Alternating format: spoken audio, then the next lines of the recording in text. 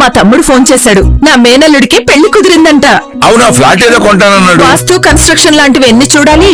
అంత ఈజీనా? ఇవన్నీ ఈజీ చేయడానికే కదా ఎంఆర్ కన్స్ట్రక్షన్స్ వాళ్ళు గుంటూరుకు 3 వైపులా 3 మంచి అపార్ట్మెంట్స్ నిర్మిస్తున్నారు. రామ్లో రాధాకృష్ణ, ఉజ్జనగూడలో యూవీ అర్బనైట్, తెనాలి రోడ్ లో కేవీ రెసిడెన్సీ. పక్కా వాస్తు, మంచి మెటీరియల్ వాడతారు. మేనేజ్మెంట్ బ్రహ్మాండంగా ఉంటుంది. 24 hours water supply, moreover time కి డెలివరీ. బావా, నువ్వు చెప్పిన చోట ఫ్లాట్ కొన్నాను, అది చెప్దామని వచ్చాను. ఎంఆర్ కన్స్ట్రక్షన్స్ మీ ఇంటిని అందంగా నిర్మిస్తాం. బ్రహ్మానందం చెప్తున్నాడని కాదు, అపార్ట్మెంట్ కు వచ్చి మోడల్ ఫ్లాట్ చూసుకుని బ్రహ్మాండంగా ఉందంటేనే కొనండి.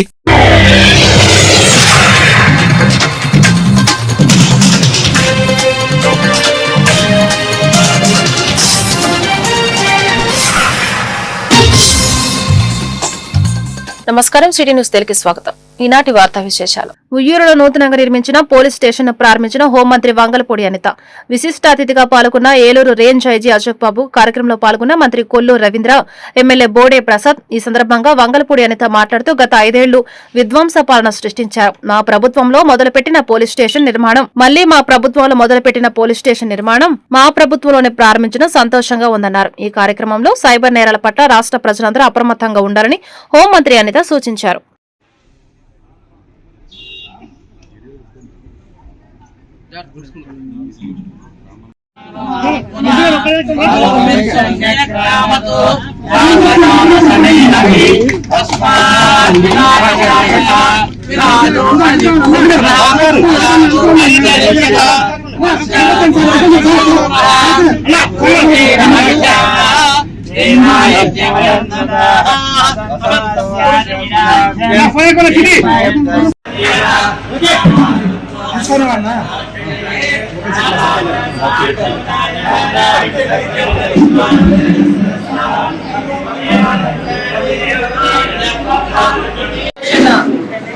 ప్రారంభోత్సవానికి రావడం జరిగిందండి. నిజంగా చాలా సంతోషంగా ఉంది. 2014 నుంచి 2019 వరకు తెలుగుదేశం పార్టీ హయాంలో ఉండేటప్పుడు బోడే ప్రసాద్ గారు అప్పుడు కూడా ఎమ్మెల్యేగా ఉండేటప్పుడు ఈ ఒక మంచి కార్యక్రమానికి ఆ రోజు శంకుస్థాపన చేయడం జరిగింది పోలీస్ స్టేషన్కి. కాకపోతే లాస్ట్ 5 years తాలూకా విధ్వంసం అందరికీ తెలిసింది. ఆ విధ్వంసం ఎంతవరకు ఉందిరా అంటే ఆఖరికి పోలీస్ స్టేషన్స్ 80% కంప్లీట్ అయిన పోలీస్ స్టేషన్స్ కూడా తిరిగి కంప్లీట్ చేయకుండా అలా ఉంచేసిన పరిస్థితి ఏర్పడింది. అదృష్టం ఒక రకంగా దురదృష్టం అనుకోవాలి, ఇంకొక రకంగా అదృష్టం అనుకోవాలి. ఎందుకంటే ఏ చేతుల మీదుగా అయితే శంకుస్థాపన జరిగిందో మళ్ళా తిరిగి అదే చేతుల మీదుగా ఈరోజు ప్రారంభోత్సవాలు కూడా జరిగే పరిస్థితి ఈరోజు ఈ రాష్ట్రంలో కనిపిస్తా ఉంది.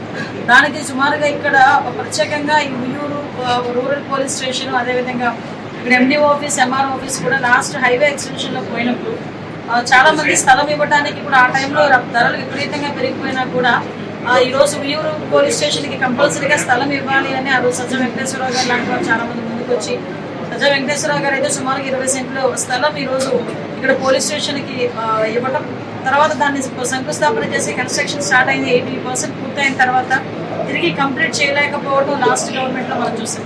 తిరిగి కంపల్సరీగా ఈ ఉయ్యూరు రూరల్ పోలీస్ స్టేషన్ రావాలి, ఎందుకంటే పాత భవనాల్లో వాళ్ళు ఉంటున్నారనే ఉద్దేశంతో ఈరోజు ఎమ్మెల్యే గారు చొరవ తీసుకొని మళ్ళా కొంతమంది దాతలు ముందుకు వస్తే ఆ దాతల ద్వారా ఈరోజు సుమారుగా ఈ పోలీస్ స్టేషన్ కంప్లీట్ చేసేసారు. ఇక పోలీస్ స్టేషన్ కంప్లీట్ అయిన తర్వాత ఈరోజు ప్రారంభోత్సవం వచ్చిన తర్వాత ఈ స్టేషన్ ని చూస్తే నిజంగా దగ్గర 2 కోట్ల పైన అవ్వాల్సిన కన్స్ట్రక్షన్ కూడా 1,30,00,000తోని మంచి నాణ్యత కలిగిన పోలీస్ స్టేషన్ కన్స్ట్రక్ట్ చేయడం కూడా చాలా శుభపరిణామం కింద భావించాలి. దీనికి ముందుకు వచ్చిన దాతలందరికీ కూడా ప్రత్యేకంగా ధన్యవాదాలు తెలియజేసుకుంటున్నాం. గవర్నమెంట్ తరఫున, అదేవిధంగా పోలీస్ డిపార్ట్మెంట్ తరఫున దీనికి చొరవ తీసుకున్న మన ఎస్పీ గంగాధర్ గారికి, అదేవిధంగా మన డిఐజీ అశోక్ కుమార్ గారికి, డిపార్ట్మెంట్ వాళ్ళందరికీ కూడా ధన్యవాదాలు తెలియజేసుకుంటున్నాం.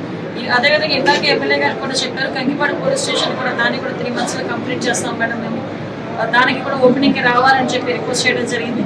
ఇదే కాకుండా రాష్ట్రంలోని చాలా పోలీస్ స్టేషన్స్కి ఇంకా మనం కన్స్ట్రక్ట్ చేసుకోవాల్సి ఉన్నాయి. అవన్నీ కూడా ఒక ఫేజెస్ వారీగా మేము కన్స్ట్రక్షన్ కూడా. గన్నవరం మాజీ ఎమ్మెల్యే వల్లభనేని వంశీని విజయవాడ కోర్టుకు హాజరుపరుస్తున్న పోలీసులు. సత్యవర్ధన్ కిడ్నాప్ కేసులో వల్లభనేని వంశీ మోహన్ ను కోర్టులో ప్రవేశపెట్టిన పోలీసులు. నేటితో వంశీ రిమాండ్ ముగిసిన నేపథ్యంలో కోర్టులో హాజరుపరిచిన పోలీసులు. సత్యవర్ధన్ కిడ్నాప్ కేసులో 28కు వాయిదా వేసిన న్యాయస్థానం సత్యవర్ధన్ కేసులో వంశీకి బెయిల్ కేటాయించడంతో 50,000 పూచికత్తుతో 2 జామీనాలు వేయడం జరిగింది. అలాగే వల్లభనేని వంశీ పాస్పోర్ట్ కూడా కోర్టుకు సరెండర్ చేయాలని న్యాయమూర్తి ఆదేశాలు జారీ చేశారు. వంశీ కుటుంబంతో మాట్లాడుకోవడానికి 20 నిమిషాల సమయం కేటాయించింది న్యాయమూర్తి. తిరిగి వల్లభనేని వంశీ మోహన్ ను విజయవాడ సబ్ జైలుకు తరలించిన పోలీసులు.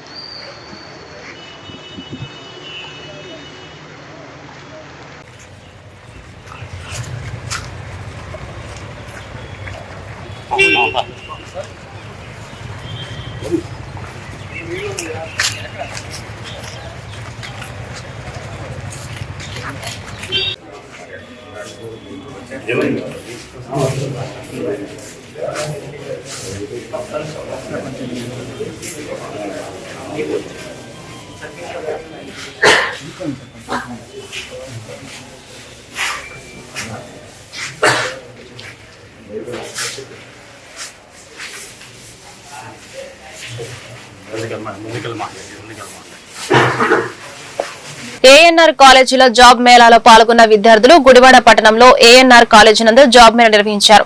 ఈ జాబ్ మేళాలో 15 కంపెనీలు రావడం జరిగిందని, దాదాపు 200 మంది పైగా విద్యార్థులు పాల్గొనడం జరిగిందన్నారు. ఈ కార్యక్రమంలో ముఖ్య అతిథిగా ANR college president LRK Prasad, ANR college principal doctor PJS Kumar, vice principal BSS Padmaja, treasury Parvathaneni Krishna Prasad, employment officer D Victor Babu, district skill development officer doctor P Naresh Kumar, district placement officer T Madhukumar తదితరులు పాల్గొన్నారు.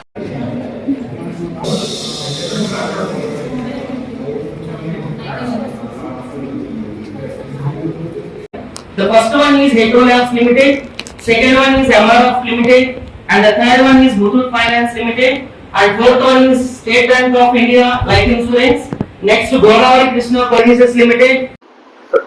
వచ్చే సంవత్సరం నుంచి అక్కడే Nageswararao engineering and technology start చేయబడుతుంది.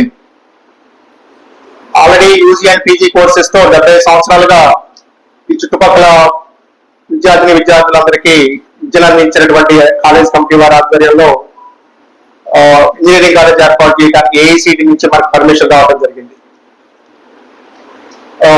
ఈ సందర్భంగా మీ అందరికీ తెలియజేయలేదు, ఈ ఇంజనీరింగ్ కాలేజీలో 4 కోర్సులు, computer science and engineering, IT, ECE and artificial intelligence and data science, ఈ 4 బ్రాంచ్లతో ఇంజనీరింగ్ కాలేజ్ స్టార్ట్ చేయబడుతుంది. సో ఈ జాబ్ మేళా కండక్ట్ చేయడానికి సహకరించినటువంటి అక్కడే నాగేశ్వర కళాశాల మేనేజ్మెంట్ వారికి. ఈ రివ్యూ మీటింగ్ ముఖ్య ఉద్దేశం ఏంటంటే 5 lakhs జాబ్స్ క్రియేషన్. ఈ జాబ్స్ క్రియేషన్ అనేది మాకు డిఫరెంట్ ప్లాట్ఫామ్స్ ఉంటాయి అండ్ డిస్ట్రిక్ట్ వైడ్ మాకు యాక్షన్ ప్లాన్ కూడా రెడీ చేస్తున్నాము. సో రాబోయే రోజుల్లో we are going to become more active. ఏం చేసినా అంతా పబ్లిక్ కోసం, జాబ్ క్రియేషన్ కోసం. మా యాక్టివిటీస్ ఎలా ఉంటాయంటే, ఒకటి academics. Sir sir employment skill centres and engineering colleges లో సిఎం ఎక్సలెన్స్ ఇలాంటివి ఉన్నాయి. అక్కడ వాళ్ళని స్ట్రెంథెన్ చేయడానికి మా సెంటర్స్ ఎస్టాబ్లిష్ చేశాము. ఇదంతా కూడా ఏం చేసినా ఎండ్ ఆఫ్ ద డే వెళ్ళేటప్పుడు స్కిల్డ్ ఎంప్లాయీని ఒక ఇండస్ట్రీకి అందియడం, వాళ్ళ లైవ్లీహుడ్ బాగుంటుంది. దానిలో భాగంగానే ఇది నాన్ అకాడమిక్స్ కింద మిమ్మల్ని రిక్రూట్ చేసుకోవడానికి డిఫరెంట్ లొకేషన్స్ నుంచి వచ్చిన హెచ్ఆర్స్, 15 కంపెనీస్ నుంచి వచ్చిన హెచ్ఆర్స్ అందరికి కూడా ప్రత్యేక మీ అందరి తరఫున, మనందరి తరఫున ప్రత్యేకంగా ధన్యవాదాలు వారికి కూడా తెలుపుకుంటూ, ఈరోజు సుమారు 15 కంపెనీలు హాజరవుతున్నాయి. ఇవన్నీ కూడా స్టార్టింగ్ గమనిస్తే మీరు 10th క్లాస్ కన్నా బిలో నుంచి కూడా రిక్రూట్ చేసుకునే కంపెనీస్ కొన్ని ఉన్నాయి. సో మొత్తంగా యావరేజ్ గా చూసుకుంటే 10వ తరగతి నుంచి పీజీ వరకు కవర్ అయ్యే విధంగా అన్ని కంపెనీస్ 15 కంపెనీస్ వచ్చున్నాయి. ఈరోజు మీ విద్యార్హతను బట్టి మీ ఏ కంపెనీ అయితే మీకు ఎలిజిబిలిటీ క్రైటీరియా మీరు మీట్ అవుతున్నారో దాన్ని చూసుకుంటూ మీరు ఎన్ని కంపెనీస్ కైనా పార్టిసిపేట్ చేయించండి.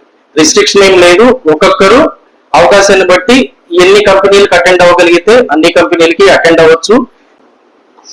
మరి ఈ యొక్క మెగా జాబ్ మేళాకి సంబంధించి వచ్చేసిన వేదికను అలంకరించినటువంటి పెద్దలు మరి కాలేజీ ప్రిన్సిపల్ గారు కుమార్ గారికి, అలాగే వైస్ ప్రిన్సిపాల్ పద్మజ మేడం గారికి, అలాగే ట్రెజరర్ గారు కృష్ణప్రసాద్ గారికి, అలాగే మన డిఎస్డిఓ నరేష్ గారికి, అలాగే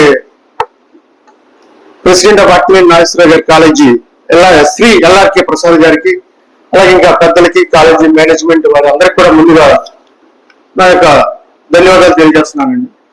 ఎందుకంటే ఇక్కడ జాబ్ మేళాన్ని కండక్ట్ చేయడానికి చివరి ఊపిరి ఉన్నంత కాలం వైసీపీలోనే ఉంటారన్నారు వైసీపీ మైనారిటీ సెల్ జిల్లా అధ్యక్షుడు మహమ్మద్ కాసిం. గుడివాడ పెద్ద వీధిలోని ఆయన స్వగృహంలో మీడియాతో మాట్లాడుతూ నేను రాజకీయాల నుండి తప్పుకుంటున్నట్లు సోషల్ మీడియా వాట్సాప్ గ్రూపులో నిన్న జరిగిన ప్రచారాన్ని ఖండిస్తున్నానన్నారు. 2029లో జరిగే ఎన్నికల్లో గుడివాడ ఎమ్మెల్యేగా కొడలి నానిను రాష్ట్ర ముఖ్యమంత్రిగా సీఎం జగన్ విజయం సాధించేలా కృషి చేస్తారని, అధికారం శాశ్వతం కాదన్నారు. గత ఏడాది మాట్లాడిన వీడియోలను ఎడిటింగ్ చేసి వారికి కావలసిన విధంగా మార్చుకొని నీచ రాజకీయాలకు పాల్పడుతున్నారన్నారు. ఈ విధంగా అరాచకాలు సృష్టించే మూకలకు ఎమ్మెల్యే రాము కంట్రోల్ చేయాలని విజ్ఞప్తి చేశారు. కిషోర్ కుమార్ గారు కానీ, తిరుమల వెంకటేశ్వర గారు కానీ, కొడాల నాని గారు కానీ, రాయి వెంకటేశ్వర గారు కానీ అనేక మంది ఎమ్మెల్యేలుగా అధికార పార్టీలో ఇన్ఛార్జ్గా చేశారు.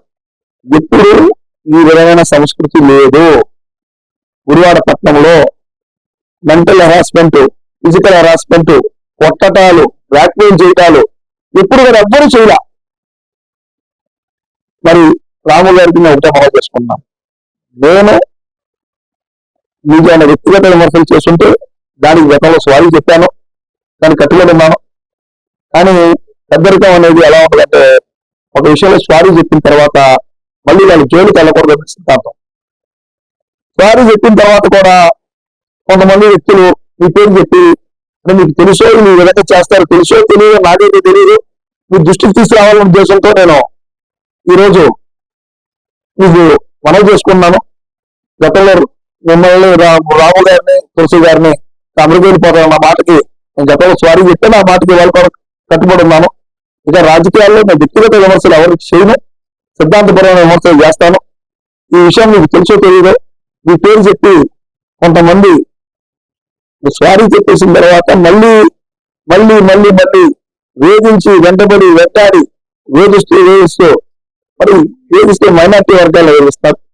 కాపులు ఉన్నారు, యాదవులు ఉన్నారు, ఎస్సీలు ఎవరు దూరుకెళ్తారో ఏ వ్యక్తుల మీద వేధిస్తే వేధింపులు గురి చేస్తారు.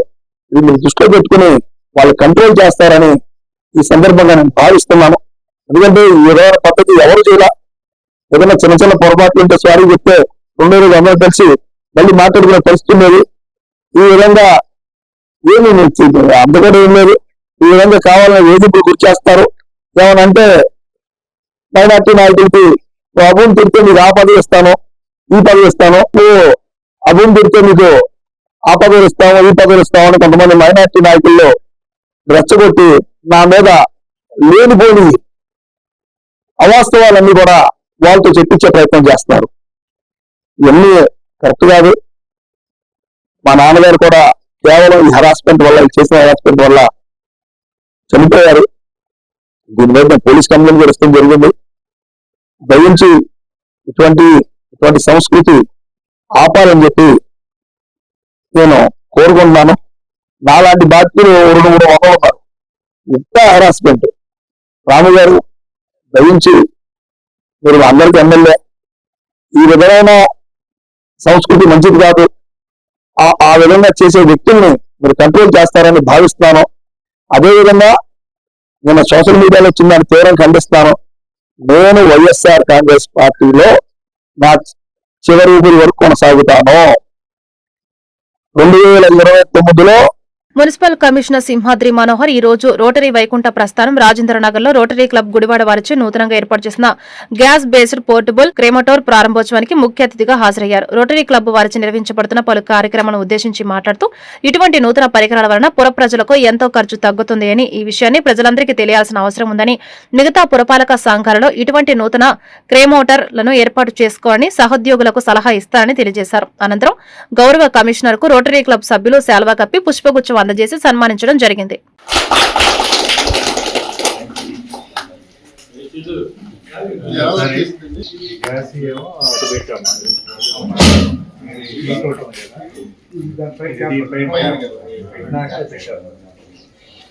రోటరీ సిఎస్ఆర్ నుంచి వచ్చినాయండి 35 మళ్ళా మా రోటరీ జిల్లాలో కొద్దిగా దూరంగా ఉన్నాను సార్. దూరంగా ఉన్నాయి.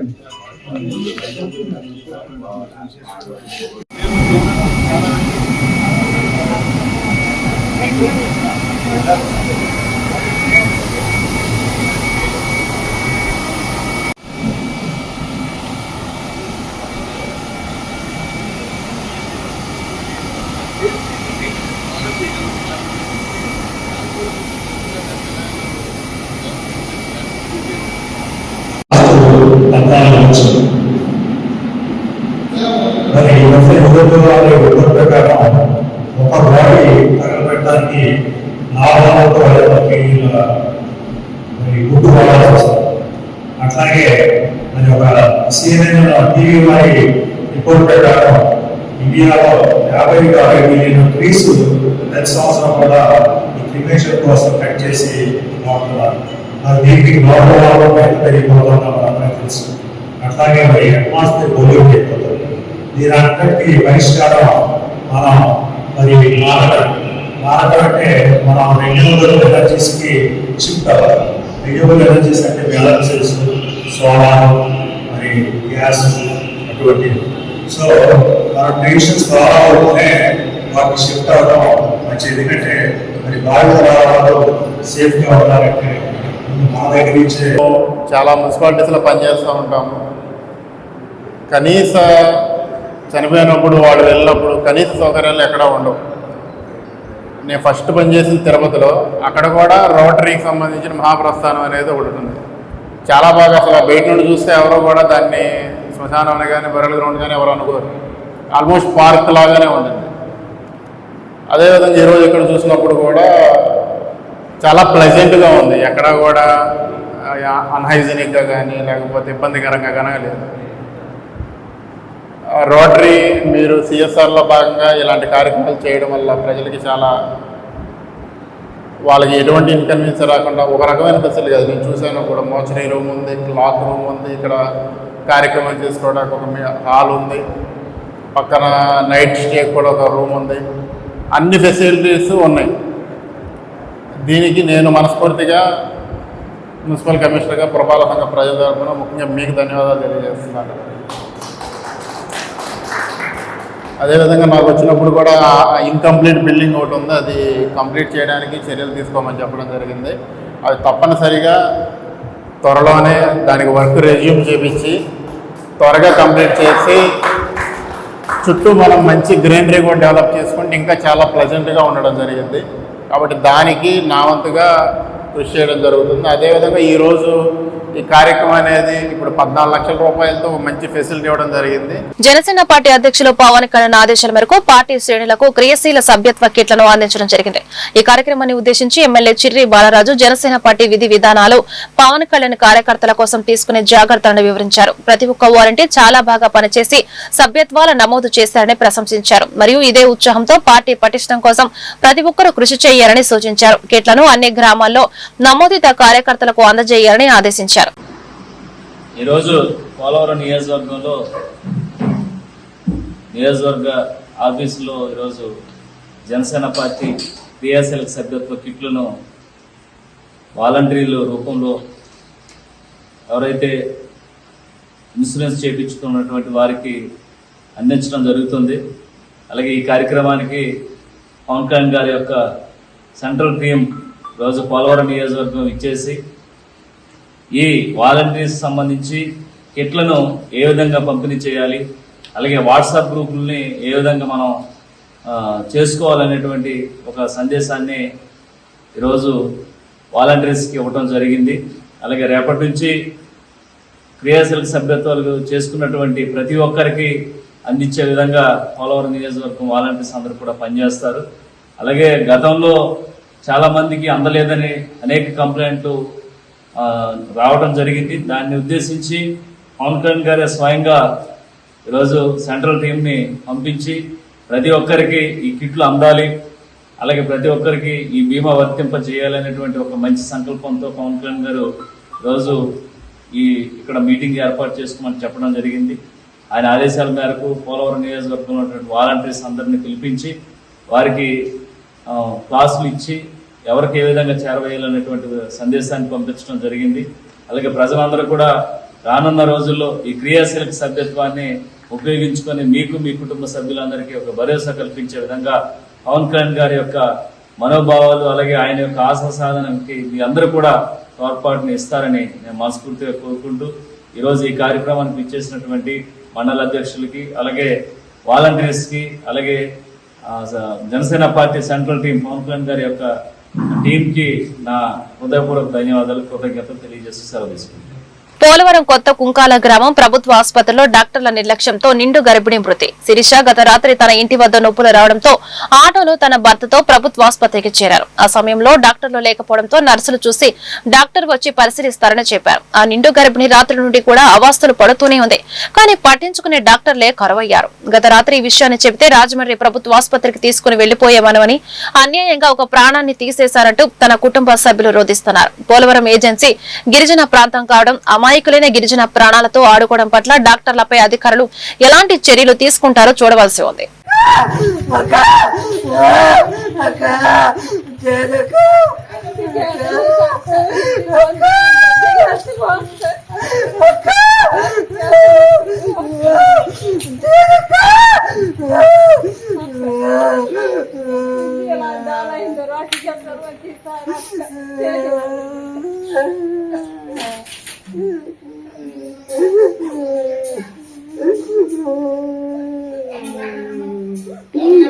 ఈ వార్తలు ఇంతటితో సమాప్తం. నమస్కారం.